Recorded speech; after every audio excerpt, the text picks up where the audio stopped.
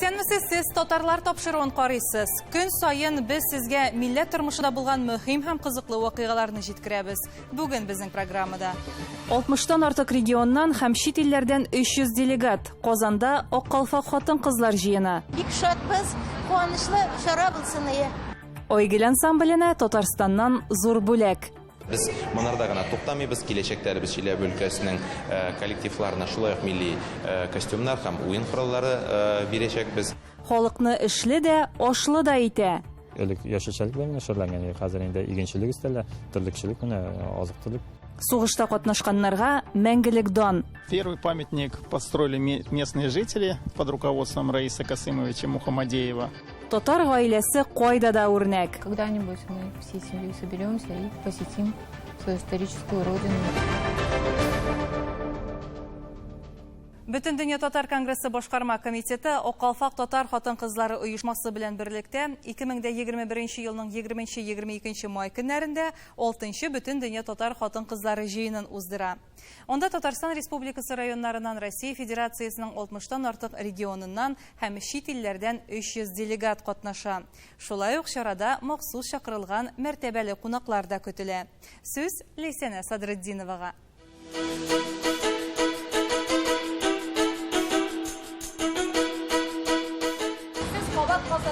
Аллаға шükür, бик шатбыз, куанычлы чара булсын ие. Ничек шикеллегез Башкортстаннан? 37. Безгә бу чара инде дуслык күпере Башкортстан белән Татарстанның бергә кышның ике канаты кебек кагылып бергә яшәргә ясын. Елның иң матур фасылында башкалабыз чәчәккә күмелгән вакытта 6-нчы бөтен дөнья татар хатын-кызлары җыены үз эшен башлап җибәрде. Казан 300-дән артык милләттәшебезне үзенә җыйды. Ә инде эш дискуссия мәйданчыкларында башланып китте. Дискуссия мәйданчыкларының эшенә килгәндә Габдулла Тукайның әдәби музеенда без Тукайлы халык темасы иде. Анадан, хатын-кыздан башланган белемгә игътибар. Ул инде безнең әйтеп китәбез бит Тукай әйткәнчә, бишек җырларыннан ук башланган игътибар, милләтебезгә булган хөрмәт аларны гомер буена саклап бара. Минемчә, аның әйтеп куйган васыятларын без алга таба тормышка җиткерергә тырышабыз. Без бик горурланабыз безнең Тукайыбызның төбе Зинатлы абай бардаягынан булуы белән. Бездә Астраханда школа бар имени Габдулла Тукая. Аннан соң авылларда бездә бар тоже татарча зәдиләр укыйлар. Хатын-кызның роле бу тормышта, бу авыр тормышта бик зур дип уйлыйм. Ул безнең без хатын-кызлар балаларга тәрбия бирәбез. Менә мин үзем олы әнием белән торам. Әнием минем оныкларыма элеккеге борынгы горыф-гадәтләрне биреп калдыра. Эш буын яшибез әйе. Әнием, үзебез и оныклары белән бергә яшибез. Менә монда килгән ханымнар иң беренче үзләреннән чыгып эшләргә тиеш барлык эшне. Әгәр дә без үзебез шушы юл белән киткәнбез икән, хатын-кызлар оешмаларын үзебездә булдырганбыз икән, димәк без үзебез үрнәк булырга тиеш. Бер сүзсез, үрнәк дигән сүздә гаҗәеп күп мәгънә ята. Икенче дискуссия мәйданчыгы Адамнар Казан күп телле мәгариф комплексында узды. Анда заманча белем бирү шартларында милли үзаңны үстерү темасы каралган булса, язучылар берлегендә бүгенге әдәбият һәм җәмгыять хакында фикерләштеләр. Менә беренче тапкыр шушы Кырылтайлар Язучылар союзы бинасында тәрбия темасына бара. Әдәбият һәм тәрбия. Бөтенебез без уянып киттек. Нәрсә җитми, тәрбия җитми. Мәктәп ата-анага сылтый, ата-ана мәктәпкә сылтый, җәмгыять икесенә дә сылтый. Җәмгыятькә чыкканда инде соң була. Ата-ана да кирәкми ул балага, мәктәп тә кирәкми. Менә шушы ике китабым мисалында, аның өченчесе дә бар инде Төркиядә чыкты, ана китабым мисалында, ана нинди булырга тиеш, бала нинди булырга тиеш, язучы нинди булырга тиеш, һәм халык бездән нинди китаплар көтә, нинди әсәрләр көтә. Тәрбияви. 2 көнгә каралган форумның дәвамы Чулпан үзәгендә узачак. Анда иң элек татар хатын-кызларының кул эшләнмәләреннән оештырылган күргәзмә эшләячәк. Калфак туе, аннан пленар утырыш каралган. Әлеге чара турында сез тулырак халкым минем тапшыруында карый алачаксыз. Ләйсәнә Садретдинова, Татарлар, Казан. Чиләбенең Айгөл татар башкорт бию ансамбле өлкәнең популяр милли коллективларының берсе. Чыгышлары белән тамашачыларын 60 елдан артык сөендерә ул. 700-дән артык балалар шөгыльләнгән бу ансамбльгә Татарстан сәхнә костюмнарын бүләк итте. Бу гамәл узган елда кабул ителгән татар халкының милли үзенчәлеген саклау дәүләт программасы кысаларында башкарылды. Чиләбе металлургия комбинатының мәдәният сарае. Өлкәдә танылган Айгөл татар башкорт ансамбле биредә эшли. Чираттагы иҗади мизгелгә йомгак ясау өчен коллектив тамашачыларны үзенең хисап концертына җыйды. Без концертка килдек авылдан. Мин Курганский областьтан. Для меня Айгуль — это моя родина. Шулай 60 елдан артык эшләгән Айгөл ансамбле тамашачыларны үз чыгышлары белән даими сөендерә. Язмыш кебек шатлыклы да, моңсу да, Айгөл, ахыргача юлдашым, һәр вакыт яраткан һәм сәнгатьле, йөрәкләрне дулкынландырган кояшым дип язган ансамбль турында.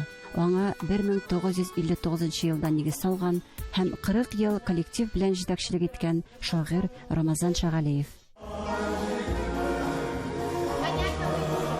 Чирек гасыр элек бирегә балалар бию төркеме белән эшләргә Зинфира Хәйруллина килгән.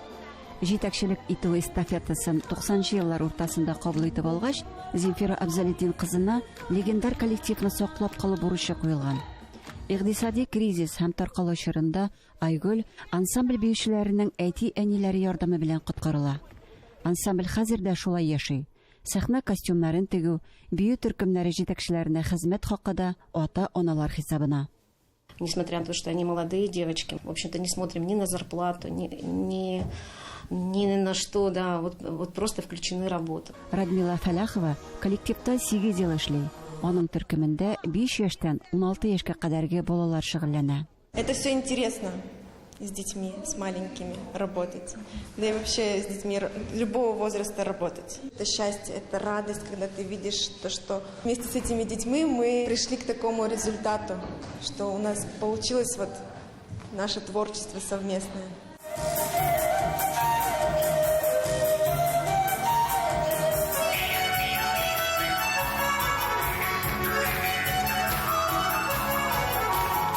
Берничә буын талантлы яшьләрне тәрбияләгән Айгөл ансамбле. Аның концертлары тамашачылар өчен дә рухландыргыч вакыйга. Я хочу, чтобы ваш путь был долгим, счастливым, светлым, и чтобы вы еще не раз радовали нас своими подарками, своими концертами. В добрый путь. Спасибо вам огромное. Браво, Айгуль. Сәхнәдән кичә кунаклары коллектив җитәкчеләренә рәхмәт һәм котлау сүзләре җиткерделәр. Кичкенә яшьтән алып Урта яш, өлкән яш, менә ул системалы эш. Менә киләчәктә дә шулай итеп безнең балаларыбызны тәрбияләгез. Барлык көчебезне, үзебезнең гореф-гадәтләребезне, традицияларыбызны, бигрәк тә татар бию традицияларын саклап калуга көч куеп, бергәләшеп, бердәм булып. Бу көнне Айгөллеләрнең үзләренә дә бүләкләр тапшырылды. Бөтен дөнья татар конгрессыннан сәхнә костюмнары, чыгыш ясаучылар өчен шатлык та, дулкынлану да булды. Хисап концерты өчен махсус куелган биюне алар өр-яңа киемнәрдә башкардылар.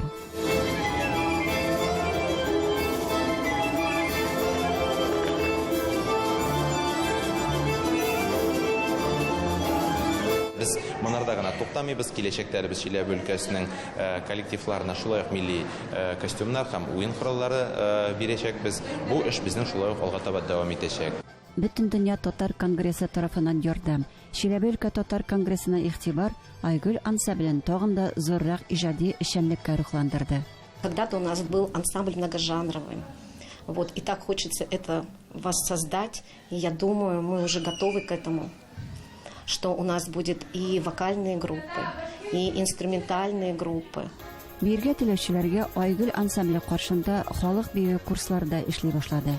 Кичәдә анда катнашучыларның дебюты булды. Я раньше занималась танцами, может, лет 5, вот так, потом забросила. Через 5 лет опять вернулась в танцы. А я ни разу не танцевала, вот я пришла буквально в феврале месяце, первый раз. Айгөл ансамблендә бүген 5 яшьтән 18 яшькә кадәр 75 бала шөгыльләнә. Моннан тыш тагын 20 кешедән торган өлкән төркемдә өстәлде. Чиләбенең Айгөл урна коллективы яңа күтәрелеш кичерә. Чиләбе шәһәреннән Гөлдар Хафизова, Татарлар.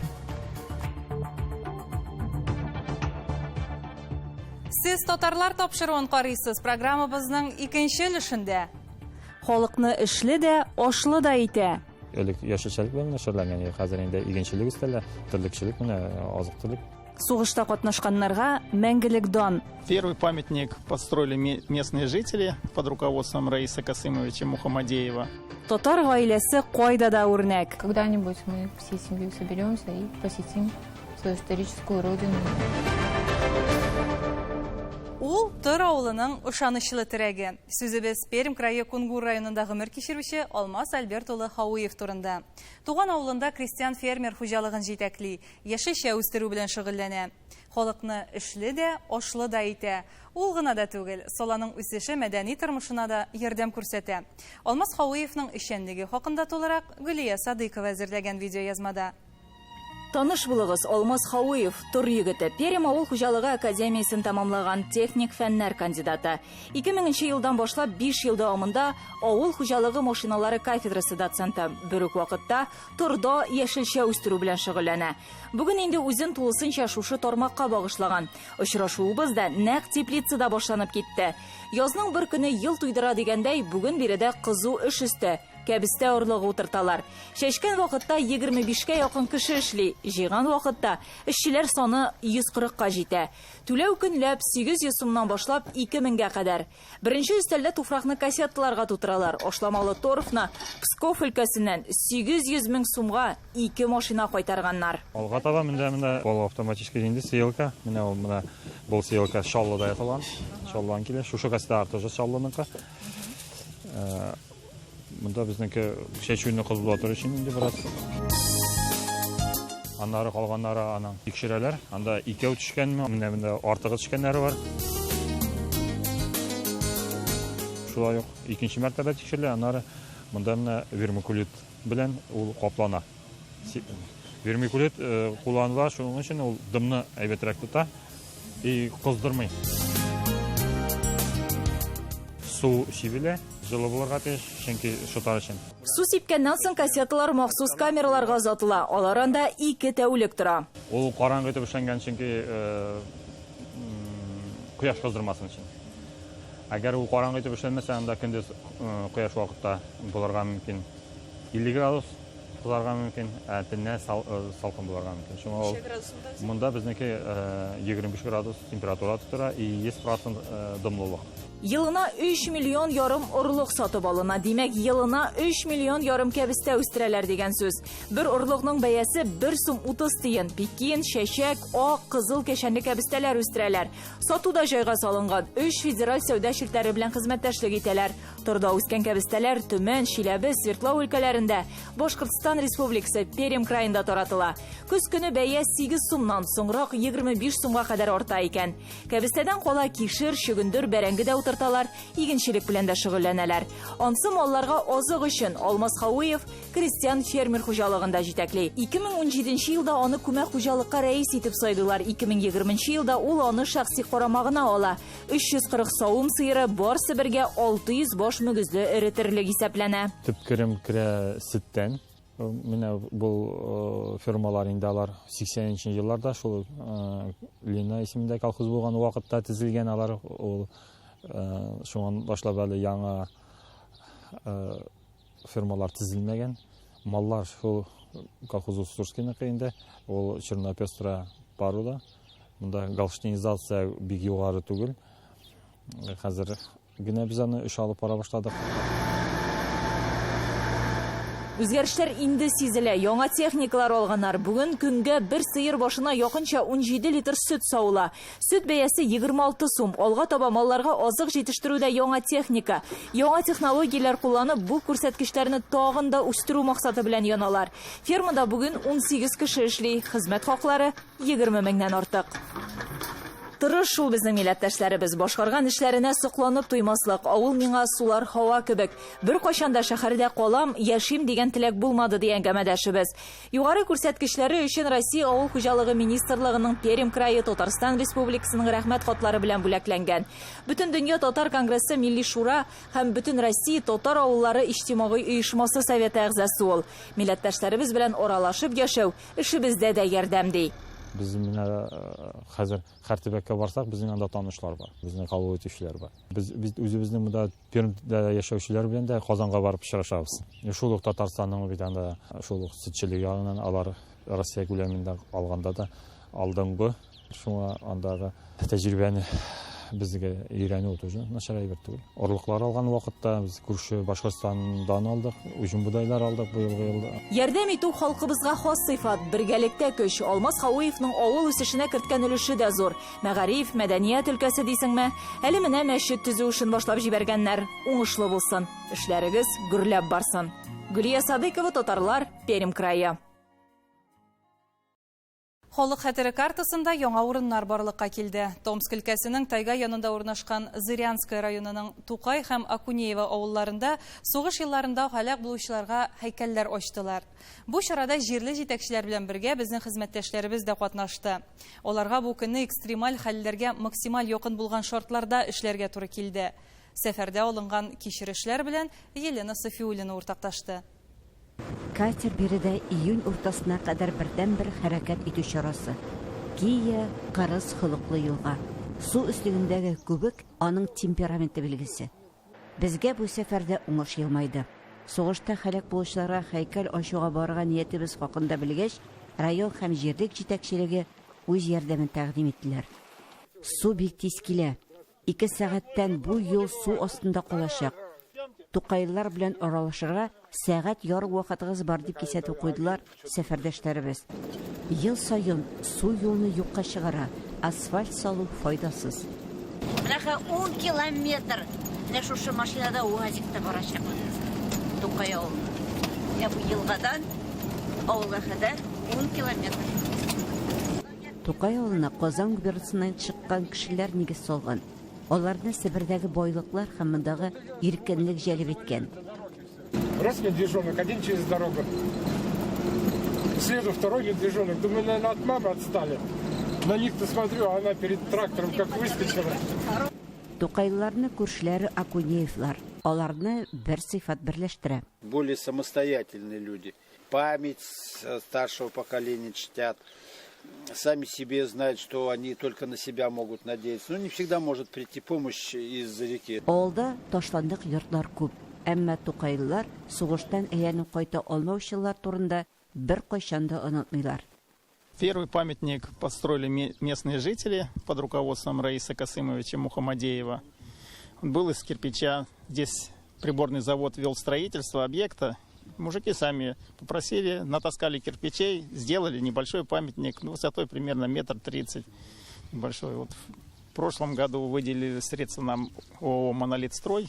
Мы решили памятник обновить, да. Огородили. В этом году еще доделаем основание, плиткой уложим. Вадимга 37 яшь. Бабам исән чакта мин әле бик кечкенә идем. Сугыш турында сорашмадым билгеле ди. Сугышканмы? Сугышкан, он войнага киткән иде, анасын поранению кайтты. Анасын ок балчык белән заниматься инде шул. 9 бала аларда, семьяда. Вот шул. Ок балчык нинди балчык ул? Глина, тулядан ташыдылар, глина от белә, чтоб балаларны прокормить. Менә аның өе менә монда, менә хәткәй тора, менә бу өйдә тоже. Ул балчыктан нәрсә ясадылар аны? Билет әле агарталар. Бүтән авылларга, шинеләргә монда вокруги, бүтән авылларга ташыйлар шул глинаны тулядан. Чтоб прокормить семью. Авылда бүгенге көндә нибары 23 кеше яши. Күбесе пенсионерлар. Авыл клубы 80 кешене сыйдыра ала. Даими рәвештә монда 3 яшь кеше йөри. Соңгы тапкыр бу зал тамашачыларны 5 ел элек җыйган. 6 кеше истәбез. Калганнар пенсионерлар. Ну и менә 3 яшь малай. Иң якты моменты нинди? Энекем кырыйда торганда. Үстереңнән торга ярамый берсенә дә. Безнең өчен Тукайдан да яхшырак җир юк ди җирле халык. Алар бабаларына бу урынны сайлаганнары һәм яклаганнары өчен рәхмәтле. Көтсәң дә, көтмәсәң дә, бүген автобус булмаячак. Чөнки авыл бүген утрау шикелле, төрле яктан су баскан. Томск өлкәсенең Тукай авылыннан Елена Софиуллина, Татарлар.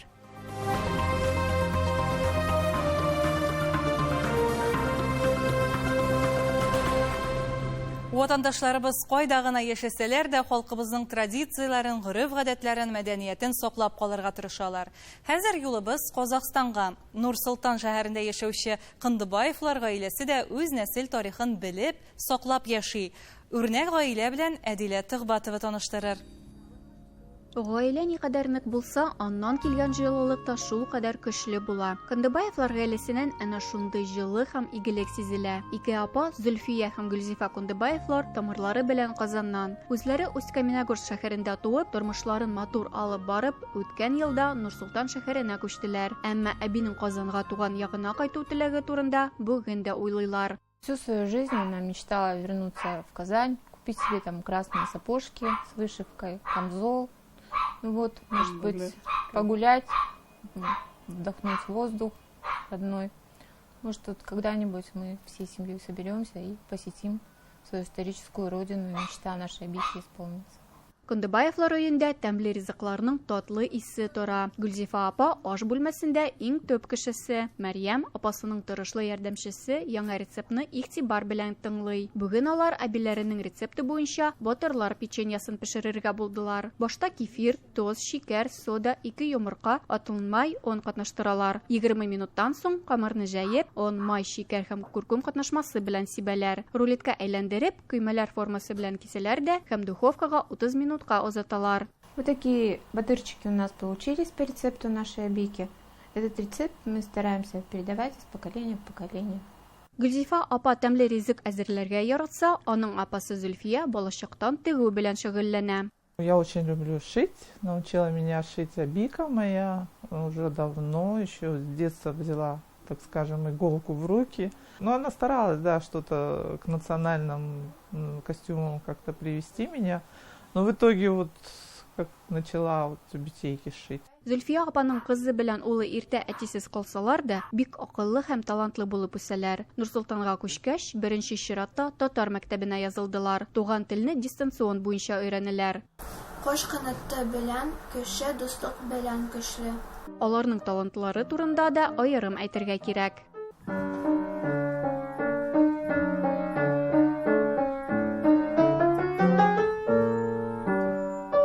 Мәрьям 4 яшьтән гимнастика һәм фортепиано белән шөгыльләнә. Халыкара конкурслар җиңүчесе. Музыкой я занимаюсь 4 лет. Люблю играть классику. Хотелось бы научиться играть татарские национальные мелодии.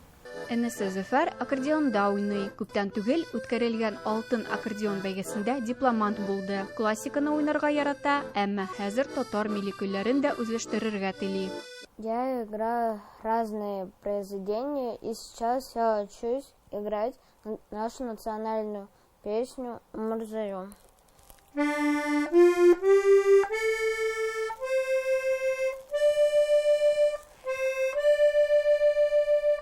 Дөрес бит әйтәләр, тату гаиләләрдә генә тырыш, уңган, акыллы һәм бәхетле балалар үсә. Менә шундый күркәм сыйфатлары булган Кындыбаевлар гаиләсендә бүген без кунакта булдык. Әдилә Тыгбатова, Татарлар, Нур-Султан шәһәре, Казакъстан. Тел ул халык казанышы, меңнәрчә, миллионнарча кешеләрнең күп гасырлык иҗат җимеше. Ана телебезне кадерләп, саклап яшик. Сау булыгыз.